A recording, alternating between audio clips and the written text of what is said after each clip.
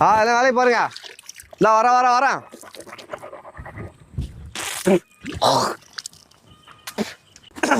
இல்லை வேலையை போரு. அதான் வரேன். போயிட்டு காசை மட்டும் வாங்கிட்டு போவோம். அண்ணா என்னப்பா வேலை முடிஞ்சிருச்சா? வேலையெல்லாம் முடிஞ்சுதுண்ணா. எவ்வளோ பேசுனீங்க? என்னண்ணா இது புதுசாக கேட்குறீங்க? அன்னைக்கே சொன்னோம் 1500. 1500? அங்கே பாரு வண்டி நிற்கிது. வண்டியில் போட்டிருந்தா 1000 ரூபா தான். வண்டியை விட்டு போட்டாலும் நீங்கள் ஒரு ஆள் வேலை செய்யணும் மீண்டும். ஆனால் நாங்கள் கைப்பார் போட்டிருக்கோம். அப்படியே போட்டிருக்கோம். எல்லாம் கரெக்டாக பர்ஃபெக்டாக. என்னடா தம்பி வஞ்சிக்கிற எல்லாம் கீத்தியெல்லாம் கரெக்டாக கட்டி பிசுறு தட்டாமல் எல்லாம் போட்டிருக்குமா இல்லையா?